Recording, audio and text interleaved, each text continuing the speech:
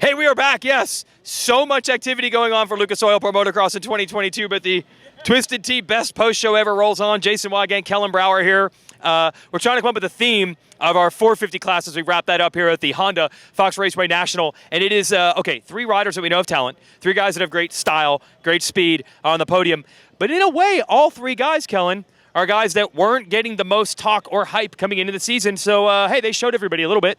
Yeah, a little bit. I mean, they didn't get most of the talk because, I mean, there's other storylines afoot, right? Antonio Cairoli, Ryan Dungey, they're here. How's Eli Tomac feeling? Yep. Dylan Ferrandis gets hurt right before the opener. Yep. There's other stories to talk about. But yes, these guys did all kind of fly under the radar a little bit. Nobody wasn't talking too much about Christian Craig. There wasn't too much hype on Roxon or Sexton's chances. And then, bam, they come out here. They go 1-1, 2-2, 3-3. Kind of show they were the class of the field here today. And they all feel a little bit vindicated by that. Yeah, now I'm in the TV truck, right? So I'm seeing everybody in close range. Roxon and Sexton, they were gone, huh? The gap must have been huge. Yeah, I mean, it was kind of like shocking, I guess, to see, like, it looked like the 1980s Honda domination, right? Like, they just get out front, and no one could keep up. Like, for a little bit in the first moto, everybody was pretty close. It seemed like Craig maybe had the pace if he didn't go down. But, yeah, the second moto, they got out front and took off, and there was nobody close, and Dungey faded, and even when Craig got into third, you didn't really catch them necessarily. So, yeah, it was almost kind of like another day at the practice track for them, right? Like, they just got out front, ran their motos, battled each other, and go 1-2.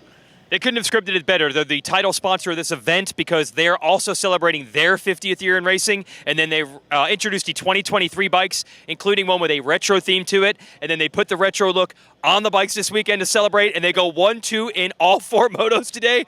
Couldn't have done it any better. So let's hear from Chase Sexton, Ken Roxon, and Christian Craig, who was also on the podium from the post-race press conference. Obviously, this is where I want to be full time. So finally, better late than never. Took a little bit longer, but we're here and ready to have some fun with the big dogs and challenge for some podiums and try to get closer.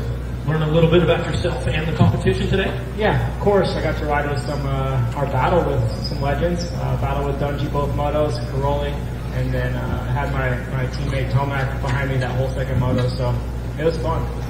You kind of go from wow, I'm battling with these guys to I belong up here and. Definitely some confidence for the rest of the season.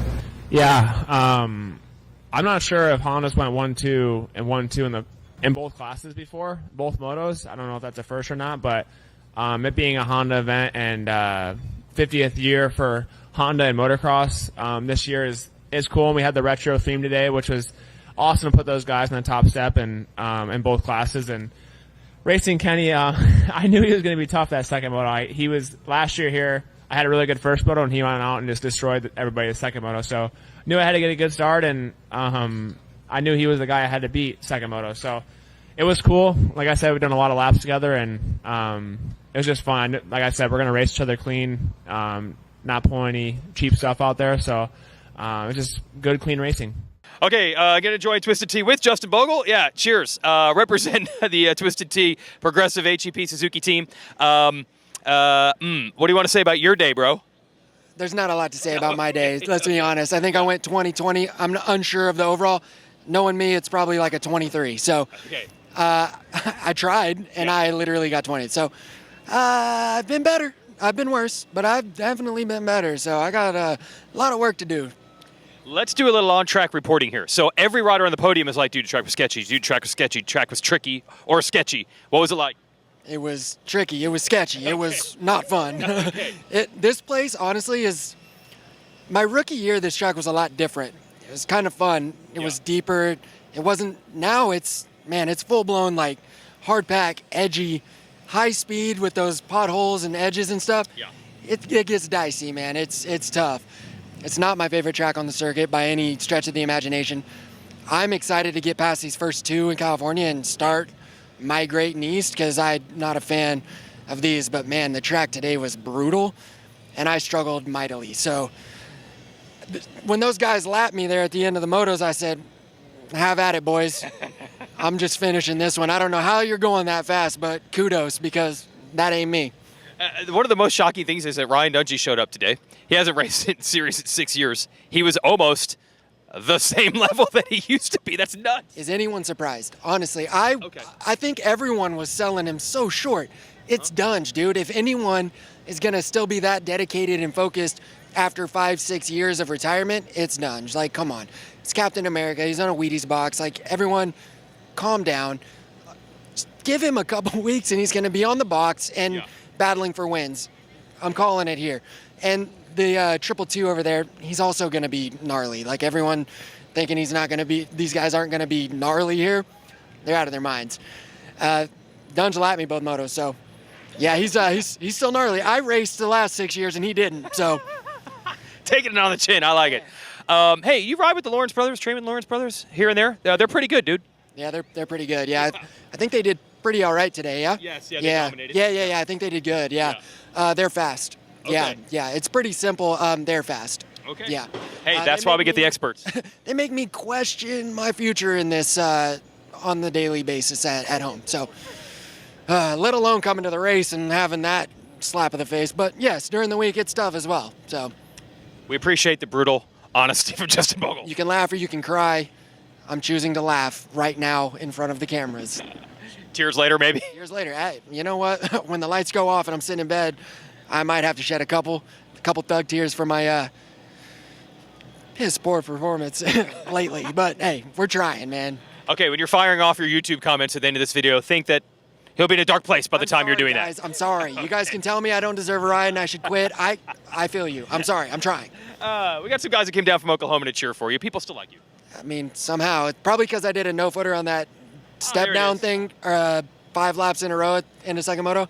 I landed in a wheelie off the triple, the big jump coming back down the hill. So, yeah, I mean, I was like, look, I got to do something because I think I'm in 22nd. I'm going to ride all day and not score a point. But round 1, we got 2 points. It's something to work with, baby. There we go. I like the positive thinking. Let's get to our 250 press conference. The Lawrence brothers go 1-2, and Joe Shimoda on the box with them. Let's see what they had to say. See ya.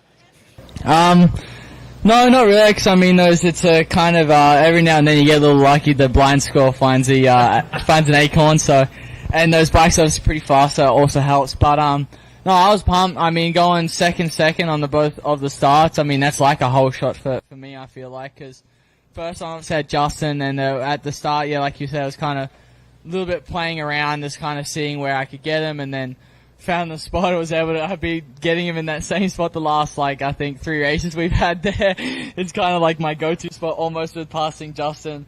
But, and then, yeah, Romano was able to find, stayed a few laps behind, but I think it was like maybe 4th or 5th lap was able to find a spot and capitalized on it. Then from there it was almost difficult because I had to go and set a pace where I could last the whole race, not make any mistakes, and it was hard because obviously you have no one else. Like, I got a bit of a gap, and then you're riding by yourself. So, I mean, you kind of get a little bit bored and that stuff. And I made a couple of mistakes, but I was able to bring it home safe. So. Okay, we're back here, and we have such a loose program that not only has Bogo walked off, but even our cameraman, Team Fried Tom, is over there just hanging out with fans. But he hit record, and apparently this is working. You just saw our 250 press conference. Autopilot. Yeah, autofocus, autopilot, the whole 9. Look, man, this is what everybody was worried about. What if Jett Lawrence was, like, even better than he was last year? This could be dangerous because he looked really good. Yeah, he did look really good. I mean, the one, I guess, kind of saving grace we have is he's really good at this track. So if, moving forward, there's definitely tracks that he's not always been this good at, but this one he's been very good at over the years. But, yeah, I mean, you look at, like, Twitter, and there's people already talking 24-0, and it could be, a bit facetious and stuff, but he looked really good. He looked in control. He looked like he could pick up the pace when he wanted to, kind of run that, and then settle back into the pace that he was comfortable with, and all day long, it just seemed like he didn't really have to put a foot wrong to end up on top. Yeah, and even the early laps, he was in no rush to take the lead. You could tell he's like, I'm going to ride this speed, and when I need to go faster, I'll just do it. Joe Shimoda put up a heck of a fight. He was the closest of anyone to stop the Honda sweep. He almost got it done. He did, and it's kind of like a little bit cool to see that, like, this little Geico trio ends up, battling for the win here, kind of 2 years after the Geico team folds up. So that part was cool. But, yeah, Joe definitely looked really solid today. I feel like all day long just got a little bit better as each session went on. Like, started with the first session, I think he was like 6th or 7th, and then the next session was a little bit better. And then didn't get a good start the first moto, but showed what he can do with a good start in the second moto, and I think that that's going to be a lot of what we'll see out of Shimoda this summer is, get a good start, run up front, battle with the Lawrence brothers. Hey, maybe he'll win a moto or 2 this summer. That'll be really cool to see as well, and obviously make the PC guys happy. Yeah, now the hope was that Justin Cooper, who was obviously able to challenge Jett Lawrence right down to the wire last year, could do it again this year. When he whole shot the first moto and led, we're like, it's on. But look, he lost 5 months of riding, and it showed, man. He didn't have the endurance. Yeah, and I think you could see Jett in the first moto know that almost, right? Like he just waited it out and waited to see how long Cooper could hold that pace. And then the second Cooper went back, Jett took off. But I was actually kind of a little bit impressed with the way that Cooper recovered, because the second moto didn't get a great start and then actually kind of just slowly rolled forward the whole time, whereas the first moto, it was slowly rolling backwards the whole time. And, the moto scores don't reflect a good day, but I think that that's kind of what he needs, right, is like something to build off of, right, and just say, like, look, at least I was going for it. At least I have something to build off of, because, like you're saying, it's going to be a slow roll for him to get back to where he was, for sure. Yeah, that's a lot of time off the bike. One other name we want to mention, Seth Hamaker, fastest in the first qualifier after crashing into Justin Cooper, second fastest in the second qualifier, so it was not a fluke. Ran up front for a while on both motos. Didn't hold on all the way to the end, but okay, I didn't know where this guy stood outdoors. Apparently he's fast. Yeah, right. I think that he was, of all the PC guys, kind of the most under the radar coming in, right? Like, we don't really know how well he is outdoors. We know Supercross, he's kind of got it figured out, right? Like, he's a podium guy. But is that always going to translate to outdoors? No. So to see him, light up the leaderboards in both qualifying sessions, qualify P1 on the day, I think it shows that, the little glimmer that we see in Supercross is going to easily carry into outdoors. And a lot like Shimoda, I think that we're going to start seeing him take these steps towards, get on the podium, get a second in a race, get a moto win and stuff like that. And that's promising signs, like I said, for Pro Circuit, because they've, been through the ringer outdoors, especially recently. So it was cool to see them, running up front, green machines at the front of the field. Yeah, and they took a hit again because Cameron McAdoo, apparently he got racked in the first moto. Bogle, we hit on Caroli and Dungey with him. One other rider we have to talk about. It was very scary to see Eli Tomac losing pace in the first moto. It looked eerily like Supercross. It was looking like maybe the knee's not getting better, but he pulled it together in Moto 2. Thank goodness. We don't want to lose Ferrandis and Tomac. No, absolutely not. And, I think that because he's only 90% as he put it coming in, I think that any little thing that was a bit off today was always going to kind of hold him back a little bit. He's talked about it in Supercross this year where when he hasn't felt it, he's not felt the need to push it anymore. And I think that that's what we saw in the first moto. The second moto, like you said, it wasn't a great start. It wasn't like he got out front and controlled or anything like that. But it was just more kind of vintage Eli Tomac. He just slowly built up, got better as the moto went on. And like you're saying, that's kind of what we need to see after not having Ferrandis here today. Tomac is obviously going to factor in this championship. So if he can build off of this and come into next week and podium, I think that before long he's on the top step. Yeah, the first moto for Tomac, it was like, uh-oh, and the second moto was like, okay, we're going to be all right. We're going to be all right. Okay, so this is awesome. We will see you at Hangtown next week. Come hang out with us at the Twisted Tea truck after the race. It's always a good time. And thanks to them for backing the show. Thanks for Justin Bogle for the time. Team Fried, good job with the video. We'll see you next week at Hangtown.